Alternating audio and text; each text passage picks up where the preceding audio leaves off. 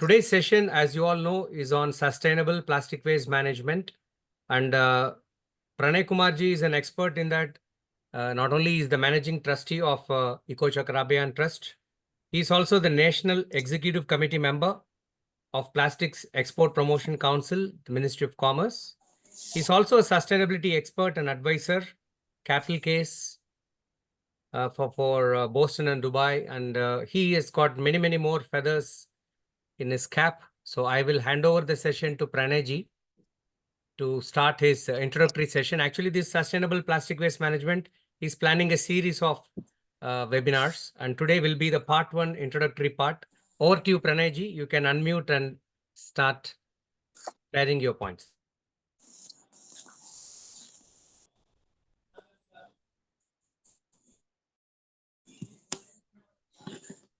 Good morning, everyone.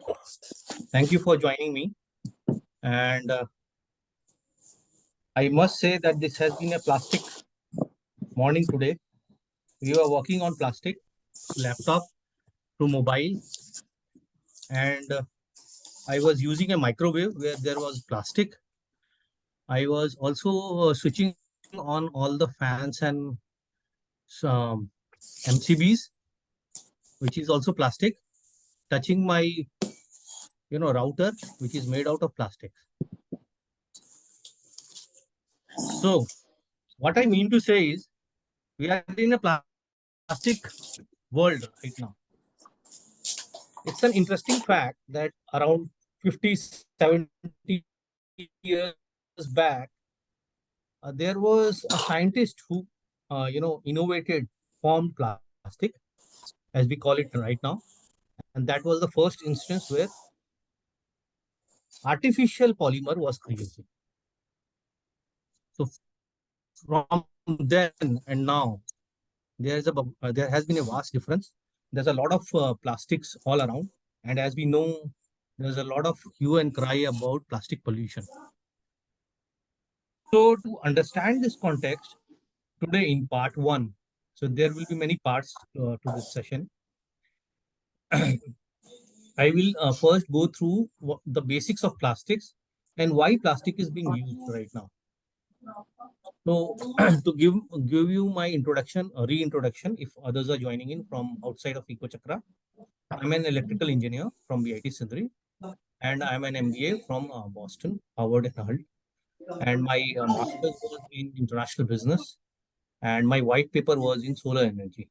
So that is that. And my journey plastics began in 2005 when I started to look for some solution for plastics lying around across all the landfills. This is not place, not for beach, not for beach, not for beach. There is some voice. So, hello. So, I started with this request everybody to be on mute, please. How to work on plastic solution. So I started searching for which plastic which can be biodegradable. Many people laughed. Many scientists I work, have gone to. They said it is not possible. For in Delhi, and he encouraged me to something called photo degradable, which is actually now, as we look at, is called photo fragmentable, which is to be fragmented by sunlight. So what happens is the molecule consists of a metal, and that metal is excited by sunlight energy, which is photon, and that spins around faster than other polymers lying around, like carbon or hydrogen, and that breaks the chain. So all this story about microplastic starts from there. Now the same plastic is being sold by many companies from USA and Germany as oxo degradable or oxo biodegradable. It is actually photo fragmentable as defined in British standards. So from there I started, and I found that I lack, many in scientifically in how to run an organization, There were very few takers of this plastic. And then I started searching for the clients. In 2010, when I came back from USA, what do you call toothpaste tube in biodegradable. Now there were 6 or 7 layers of that, and each layer had to be manufactured in biodegradable additives and then put together. It was an interesting case. I still remember the name of the scientist, though I cannot speak the name right here. And he was very enthusiastic. He worked upon it for like 6-7 months, but it did not work out because of the cost. The cost was high. From there, we started with other companies, and finally, one big company, said yes, and which is Uflex. At that time, they wanted was in lakhs. So we negotiated and negotiated, and we worked on that. And finally, one day they relented, and we started working with Uflex in what is called BOPET and BOPP. So that is the start of my journey. We invented the, worked on the biodegradable plastic master batch. So master batch is basically granules which consist of certain percentage of additive that is patented. So our biodegradable plastic basically can, master batch can basically make any fossil fuel based plastic biodegradable as per ISO 15985. I will come to that. That is basically anaerobic biodegradation or oxygen in absence of oxygen. So when you see a landfill, that is the exact criteria which what we are talking about. In landfill, there is very less or no oxygen. There might be an oxygen in the top layer, but further down the landfill, if you have seen and heard about all these Mumbai landfills and Delhi's Gazipur, all these are anaerobic centers of biodegradation, and methane is produced out of it. So our plastic basically biodegrades exactly like vegetables. Coming to vegetables, it's an informative session. As I informed earlier, people believe that plastics cannot be biodegraded. As I informed you earlier, in the plastic industry, they did not even care about or could speak the term biodegradable in one go. So it was difficult. So imagine what could have they imagined about biodegradation. They thought it is impossible. They said no, no, no, no. Plastic cannot be biodegradable. So I tried to find an explanation which can be put down in a very simple language, not all this microbiological language which I just had to study, and then biodegradation and hydrolysis and methanogenesis. All this is a process. I will share that. So we got into that, and I found a very simple explanation in a microbiology book. It said all the things you see in the nature, like a banana peel, orange peel, wood, leaves, my skin, the biggest polymer on our body, skin, cartilage, tendons, all are polymers. That's why they have strength and they are flexible. Then I tried to find out how does it biodegrade. So we all know many of the religions actually put the dead bodies in the ground after a certain depth, like let's say 10 feet or something. There began my journey of understanding how the biodegradation works in nature. So when there is different kind of knowledge you gain out of TV serials also. I'm a big detective serial and book reader.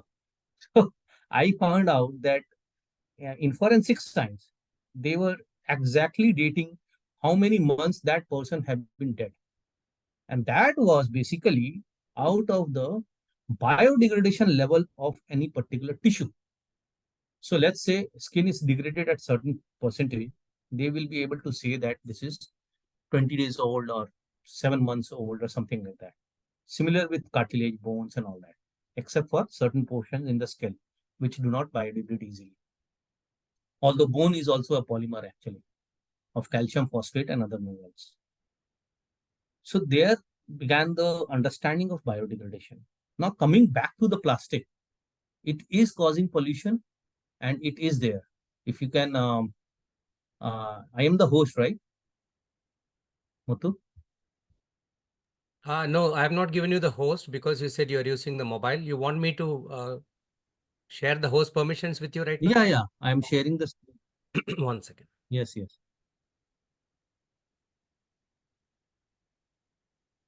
So 70-80% of the polymers in the world are basically consisting of three main polymers.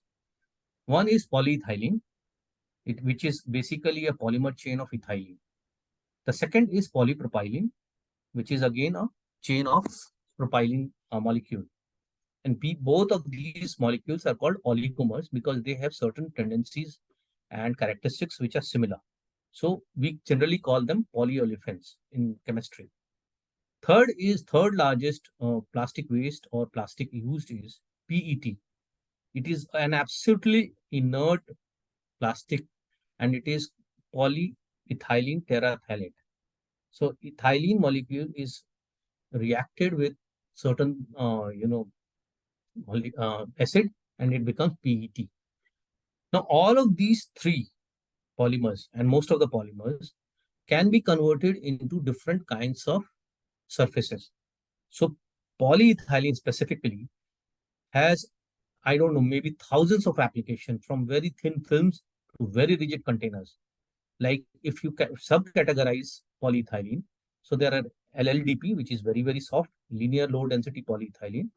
Then there is HDP, high density polyethylene. Then there is something called HMHDPE, which is high molecular, high density polyethylene. All these are variations of polyethylene molecule. And you can go from flexible films as thin as 10 micron or 8 microns, as we see in mulch film or packaging or covering of the food in the hotels you might have seen, to rigid containers like like a big can of 20 liters in used in lubricant storage by IOCL or some other company. PET similarly is very highly flexible in application. So I've talked about the UFlex, what is making, it is making biaxial PET films. So this film is being produced from the machine and it is basically um, to strengthen the both the axis. It is pulled by two sides of the machine. That's why it's called biaxial. So this is BOPET. There is similar kind of film which is from PP, which is called BOPP. All these are applications in many types of packaging and laminates. Now we are coming to multi-layered plastics. Multi-layered plastic we call laminates. So we can combine polyethylene film with BOPP, which has moisture properties, BOPET, anti oxygen properties. That means it acts as a barrier to oxygen. And if you combine all three layers, you see what we call a Lay's potato pouch. So you see when inside of that, you might have seen that there is something shiny. It looks like aluminum. It is actually aluminum sprayed by a special machine on BOPET at nano level. So that is aluminum sprayed on BOPET, and outside of that, because polyethylene has to be there for printing, it's for the ease of printing. It is called, so that is basically a laminate which carries your potato chips or many other things these days. So this was a basic presentation of how many types of polymers are there. This I said because I have to draw your attention towards polymers, how vast it is and where it is used. Now there are other polymers also like ABS, nylon. Nylon you wear in your um, garments, shoes, threading, many things. There is a polyester yarn also, which can which can be recycled. Let's say we can be recycled from uh, clothes also and PET bottles also both, and that can be used again as making for t-shirts of our sports people. So that t-shirt you see, and I think in the World Cup also they have shown that once a day, the whole Indian team walked out with a recycled polyester um, t-shirt. What happens is it is so porous that all the sweat being produced is evaporated instantly. So that is the quality which is being looked at by the sport people, and that is the best use of recycled polyester, which is basically PET. So PET is basically a polymer of polyester family. I don't want to get into too many details. I'll is it the screen being shared right now, Muthu? We can see your first screen with all the per capita Okay. consumption across all the countries. Yes. So that is slightly old, 3 years old. So you can see average production is around 150 million tons. Now it has increased again because of COVID, and after the COVID, the usages of plastic has increased. Recycling, there are many figures. United Nations also doesn't have a figure which is absolute. So let's say in developing countries, recycling is done more, but through informal sector. So there is no data available. And in developed country, it is through the formal sector. And I think apart from these three molecules, very less is recycled because there are barriers of cost in production, and also because of recycling capacity of these polymers. So if you see this thing, Pranay ji, we are still on the first slide. next Can you slide. navigate, because we're not able to follow what? Yeah, I'm navigating. So these are the things we talked about. PEHD, you can see PELD, PS, others. Others is all these ABS I talked about, polycarbonate, which is used in this spectacles we are using, which are not made of glass, is basically polycarbonate. And there are polycarbonate bottles also, which is very safe for storing water or beverages for long time in the fridge. Pranay ji, if you're still using your mobile, probably you might not have looked at the messages. We have two questions. The first question is from Samposhan, which talks about plastic waste Mamta, production ji, or welcome. policy. And the second question is by Pooja ji. It talks about whether it is healthy to wear recycled polyester. Okay. What is the first question? Yeah, I'll just read the first question. She's basically asking about the production. She's pointing out that plastic waste starts with plastic production. So what is the policy necessary to reduce the pollution? That's what I think is the intention of that So question. as a plastic person, I must say that, see, plastic itself does not pollute on our planet. We do. We are careless. And this is a new raw material on earth. So we don't know how to basically manage this material. So paper we have known for thousands of years, yet we are not able to manage paper. Wood also is a polymer. It is very difficult to biodegrade or recycle wood easily if it is, not in pristine form. Okay. So the second So question is production whether of it is plastic, healthy to wear. as a plastic person, I'm saying, no. So my answer is not complete. Yep. Even as a plastic person, if I were in MOEF, Ministry of Environment and Forest and Climate Change, I would certainly ban all the bags which are non-essentials, like polyethylene, polypropylene, like carry bags, garment bags, and all that, except for a few places where it is absolutely necessary, like taking virgin polyethylene to carry fish or meat and medical purposes. And these can easily be, either recycled in the present condition or present method.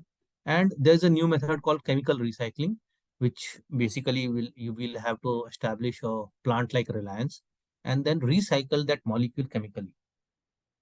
Second question, Pooja ji, most of the plastics, all these three plastics specifically, polyethylene, polypropylene, and PET, we use, and we use on the globe, use at all these three plastic combined actually occupies 80% of all the plastics used in the world. All these three plastics, when made according to the process, like virgin polyethylene, virgin polymer, are absolutely safe. Plastics are basically inert materials that do not easily react with other chemicals or foods easily. Now, what we have seen, especially in India, about warnings about recycled plastic and all that, that is true, because in recycling, firstly the polymer itself degrades and may start leaching, especially if you might have seen certain sections of people carry hot tea in polyethylene bags. It will certainly leach because the tea is at least 100 degrees centigrade, and it starts interacting with polyethylene surfaces, which is the first layer of any bag, and it will start to leach. It may not leach. In recycled plastic, it will definitely leach, and if they are adding certain metals which is being used in recycled plastic, that will leach it in the tea. So let's say if the color is blue, so that means you have cobalt in it. In recycled plastic, it will certainly leach. If the color is black, lead will leach. It is certain portion of lead, like 0.01% is lead is used in that. Okay. Or if it is certain other color like yellow, chromium will be used. So best thing, and the FSSAI and BIS has already done, is that if you have to carry food, you cannot carry, number one, in recycled bags, especially if the food is in direct contact, especially if it is meat or cooked food. Second, you cannot carry food, especially hot food, in a printed newspaper, which is very, very, you know, it is used at masses level. You carry something, pakoda or something in a newspaper. That ink also contains lead or chromium or things which can leach directly into that pakoda. So there is a standard, and that has to be adhered to get to the safety of plastics. Number one. So I will come back to the presentation. So we can see each part of our life, plastic is present. Transportation, agricultural. How many of people know that actually using agricultural mulch film will save a huge amount of water, 80 to 90%. It will stop weed growth. It will warm the soil and the crop, and it will increase the yield of the crop. And there will be very less pest attack due to that. We have to think about that. Here, the plastic is saving the resources we are actually working on. Like if a farmer is working on certain crop, like rice, not rice basically, but vegetables or strawberry or flowers, the yield will increase. So that means the profitability of that farmer will increase in agriculture. In agriculture, which is not so visible, all the pesticides, biopesticides, biofertilizer, fertilizer, which is in powder form, is transported in plastic. Why? Because it is cheaper. First, it is easy to recycle.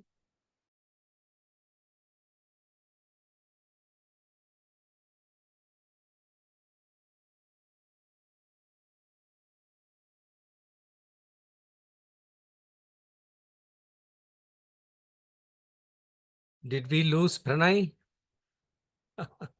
Suddenly he's gone silent. We lost this slide. Yeah. So that was very interesting how he was giving analogies of the human body and our parts, the bioplastics part of it with the polymers. That was very interesting to understand. And it's a good news that, plastics can definitely be biodegradable if the manufacturers so want to put their efforts in further research to make it so. So that was very interesting. Pranay is back. Yeah, Pranay. Yeah. Today, the power is playing truant. So I don't know why, because in our society, it never does. Mamta ji has a question. Yeah. What is that? Pranayji, plastic is leaching into food, micro and nano levels too, which are reported. So what are the impacts on Homo sapiens at the DNA level? So they are saying some Okay, as I dangerous said that. things are happening with nano and microplastics. Yeah. There are all the materials are in micro or nano form across the world. It is not new.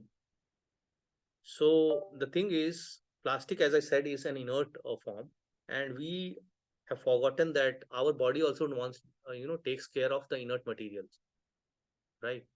So that is taken care of by Mother Nature, and it is not poisonous as, let's say, pesticides, which actually seeps into the blood.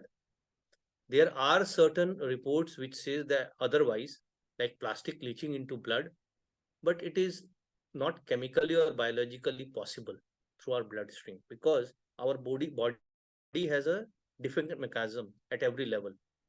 So I don't really give much credence to those reports that nanoplastic is everywhere. Of course it is there, because every plastic or polymer which will biodegrade, it will degrade via some method.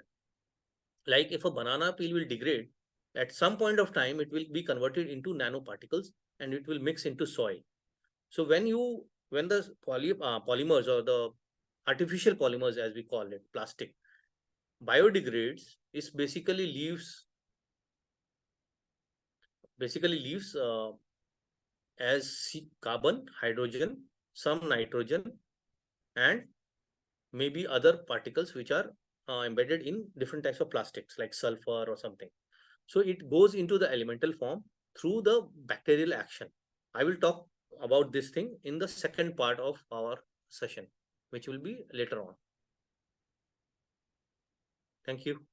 So Pranay ji, we have come to the fag end of the session. If there are any further questions, I think it was a very, very thought-provoking introduction on how plastics should be managed. Right now, what I understood from the points that Pranay ji has introduced is we have mismanaged. It's not plastics that pollute the earth. It is the human beings who are responsible for mismanaging. And that is what we are facing the consequences of today. So that was very thought-provoking. And any questions we have, then we have the final few minutes. Pranay can respond to those. Poojaji wants a little more clarification on the last point that you have mentioned. Someone wants to ask a question, they can unmute themselves on the voice, because it will be easy for Pranay ji to hear rather than check your message on the chat. Pranay, and the Pooja this side. Yeah, Muthu, Hello, Pooja this Pooja ji. side. Hello good morning Pranay. Last point जो आपने बोला मुझे nano plastic वाला, जो कि आप कह रहे हैं उससे ब्लड स्ट्रीम में नहीं जाता, एक बार दोबारा, मुझे लास्ट में नहीं सुन पाई थी उसका किस तरीके से, क्योंकि जैसे डॉक्टर्स कहते हैं कि प्लास्टिक नैनो प्लास्टिक जाता है ब्लड के अंदर, जो अगर हमारी बॉडी में किसी भी तरह, तो उसको आप जैसे बनाना पील से, तो बनाना पील तुम्हारा नेचुरल थिंग है और वो आर्टिफिशियल पॉलीमर्स है, तो कैसे डिफरेंशिएट करेंगे, मतलब किस तरीके से आप समझाना चाह रहे हैं उसको? देखिए, ये जो क्वेश्चन पूछा गया है उसका एविडेंस भी है या नहीं है वो मुझे नहीं मालूम. Okay, so I don't know whether the evidence exists for this. Second point is, even if the polymer is broken into micro or nano level, the body will discard it. अगर आपका कोई एक छोटा बच्चा है, if there is a child and he or she takes clay in mouth, where will it go? It will be discarded by the body. Body has a self-defense mechanism which actually takes out all the toxins from our body. Let's say main function of kidney is taking out toxins from the body or large intestine. So nano level पे है नहीं है, हम लोग बनाना खा रहे हैं, वो किस लेवल पे है, अंदर जाके किस तरह से एसिड से रिएक्ट करता है हमारे स्टमक के एसिड से, and how does it convert? It definitely converts into very small molecular level, which passes through our stomach lining, and whatever is nutritious, the body will absorb it. Let's say if there is a nanoplastic, it will not be absorbed in the blood. It will never be. And if it is nano, it is not a plastic. It is either carbon or hydrogen or some very small molecule, ethylene, and that will also be destroyed by the, even if it is absorbed in the bloodstream, it will be destroyed inside the bloodstream. But I am again saying there is no evidence of plastic occurring or any polymer. Let's say if we are talking about artificial plastic, so why will only artificial plastic go into a nano form in bloodstream? Why not that banana peel chilka which is basically, you see the white stuff, it is cellulose. Why not cellulose is absorbed in our body? That is also a polymer, right? Very It is interesting. not. Praveen wants to share something. He has raised his. One second. And if we eat leaves, okay, all these leaves, palak and all methi coming in these days, those leaves are composed of polymer, right? Do we really actually digest it? Not every portion of it, if you know that. So body has its own mechanism of discarding it. Second thing is, many parts of certain foods are not absorbed by the body, and it depends from body to body also. That's why we see the same, two people in the same family having different levels of vitamin D3, right? Men have more vitamin D at certain age than women. How? So there is not Yeah, a single got it. explanation. And Yeah, got it. And but I need lot of questions in mind. I will ask you. no. You have to ask it here only, because others will benefit from your question. See, all this micro, nano, all these things are natural in our world. It is not the first time that it is occurring.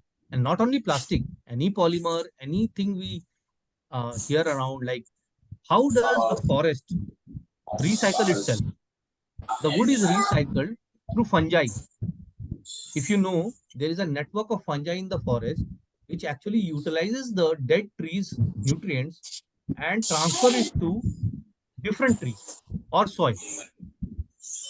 That is how the recycling mechanism of nature works. So biodegradation is nothing but a method of Mother Nature to recycle all the molecules. Pranayji, we have a minute to go, so that is my anxiety. Okay. Praveen Thank wants you so to share much. something, and then we will close the session. Yeah. Okay. Thanks, Pranay, for enlightening us more about the organic part of my chemistry knowledge, because organic chemistry was not really my very favorite subject in high school. And today's this short introduction of yours has really broadened my own application mind, which is oriented towards application side. Now, coming to the second part. Did you at any time work with Center for Science and Environment in Delhi? Because I have been subscribing to their magazine Down to Earth right from day one, and probably it's going to be very beneficial for us to partner with them in anything to do with the recycling of any resource. Because I was not aware that you have ever worked or had any dialogue with the persons in Center for, particularly Dr. Sunita Narayan and her team. The last No, I don't know Dr. Sunita Narayan, but I have known all the other people in CSC. The earlier vice president or second in command, Mr. Bhushan, and Richard Mahapatra, the editor of CSC, is my friend. But they have a certain angle. Every NGO has a certain angle. They don't like plastics, so the matter ends there. I've tried it with Richard. That's fine. Now.